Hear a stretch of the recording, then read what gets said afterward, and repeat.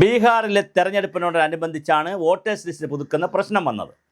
അങ്ങനെ ഒരു പ്രശ്നം വന്നപ്പോഴാണ് വോട്ട് ചാരി യാത്ര അല്ലെങ്കിൽ വോട്ട് ചോർ യാത്ര എന്ന് പറഞ്ഞ്, അതുപോലെ വോട്ട് അധികാരി യാത്ര എന്നൊക്കെ പറഞ്ഞ് വലിയ തോതിൽ ബീഹാറിൽ രാഹുൽ ഗാന്ധിയുടെ നേതൃത്വത്തിൽ വലിയ ബഹളമുണ്ടാക്കി. അതിനുശേഷം അദ്ദേഹം ആറ്റം ബോംബ് പ്രഖ്യാപിച്ചു. പക്ഷേ ഒരു ഹൈഡ്രജൻ ബോംബിൻ്റെ കാര്യം പറഞ്ഞു. പക്ഷേ ഹൈഡ്രജൻ ബോംബ് ഇതുവരെ പൊട്ടിയില്ല. മഴയൊക്കെ ആയതുകൊണ്ടായിരിക്കും ഹൈഡ്രജൻ ബോംബ് ഇതുവരെ വന്നിട്ടില്ല. പക്ഷേ ആറ്റം ബോംബ് പൊട്ടിച്ചു.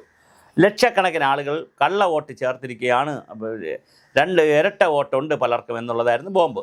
അതിൽ കുറേയൊക്കെ ശരിയുമുണ്ടായിരുന്നു. 3-3.5 ലക്ഷം ആളുകളെ വോട്ടേഴ്സ് ലിസ്റ്റിൽ നിന്ന് മാറ്റുകയും ചെയ്തു.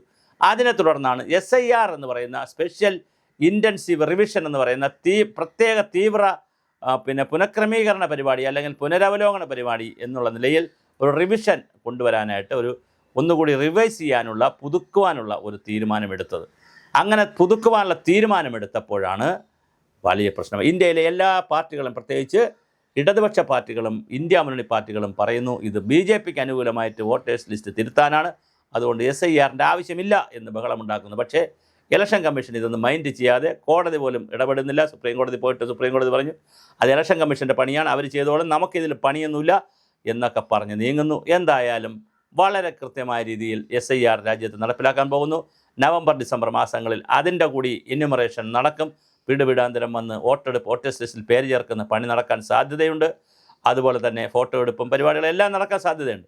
ഇത് നടക്കുമ്പോൾ തന്നെ പഞ്ചായത്ത് തെരഞ്ഞെടുപ്പും കേരളത്തിൽ നടക്കുകയാണ്. അപ്പോൾ കളക്ടർമാരുടെ മീറ്റിംഗ് ഇന്ന് വിളിച്ചിട്ടുണ്ട് പഞ്ചായത്ത് തെരഞ്ഞെടുപ്പിൻ്റെ കാര്യങ്ങളെക്കുറിച്ച് അന്വേഷിക്കാൻ, അതിൽ തയ്യാറെടുപ്പ് നടത്താൻ. അപ്പോൾ ഇത് രണ്ടും കൂടി വരുമ്പോൾ നവംബർ-ഡിസംബർ മാസങ്ങളിൽ കേരളത്തിലെ കളക്ടർമാർക്കും റവന്യൂ സംവിധാനത്തിനും വലിയ ഭാരിച്ച ജോലിയാണ് വരുന്നത്.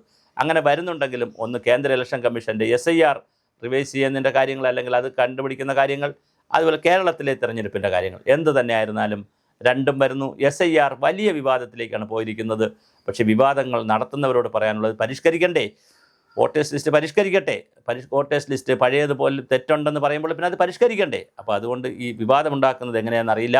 എന്തായാലും വോട്ടേഴ്സ് ലിസ്റ്റിൻ്റെ പരിഷ്കാരം SIR special intensive revision of Indian voters list എന്നുള്ള കൺസെപ്റ്റിൽ പുതുക്കുവാനുള്ള പണി ആരംഭിച്ചിട്ടുണ്ട്. കേരളത്തിൽ ഏത് ഘട്ടത്തിലാണ് വരുന്നതെന്നറിയില്ല. എന്തായാലും കേരളത്തിലും വോട്ടേഴ്സ് ലിസ്റ്റ് പുതുക്കുന്നു. രാജ്യത്താകമാനം വോട്ടേഴ്സ് ലിസ്റ്റ് പുതുക്കുവാനുള്ള പരിപാടികൾ ആരംഭിച്ചിട്ടുണ്ട്. അത് വലിയ തോതിലാണ് പ്രതിപക്ഷം അതിനെ എതിർക്കുന്നത്. അതേസമയം ഭരണകക്ഷി അങ്ങനെ എതിർക്കുന്നില്ല. അത് എന്താണ് ഇനി സംഭവിക്കാൻ നമുക്കറിയില്ല വരുന്ന ദിവസങ്ങളിൽ. എന്തായാലും ഇലക്ഷൻ കമ്മീഷൻ ഇതുമായി ശക്തമായി തന്നെയാണ് മുന്നോട്ട് പോകുന്നത്. അതിനുള്ള എതിർപ്പ് കോടതിയിൽ ഇത് ചോദ്യം ചെയ്തിട്ടും നിന്നില്ല. കോടതി പറഞ്ഞു ഇലക്ഷൻ കമ്മീഷൻ നടത്തട്ടെ, അവർ വോട്ടേഴ്സ് ലിസ്റ്റ് പരിഷ്കരിക്കട്ടെ, പുതിയ ലിസ്റ്റ് പ്രിപ്പയർ ചെയ്യട്ടെ, അത് പ്രസിദ്ധീകരിക്കട്ടെ. അപ്പോൾ ആക്ഷേപങ്ങളും അഭിപ്രായങ്ങളും ഉണ്ടെങ്കിൽ പറയുക, അത് കേട്ടതിന് ശേഷം പുതിയ ലിസ്റ്റ് അംഗീകരിക്കുക.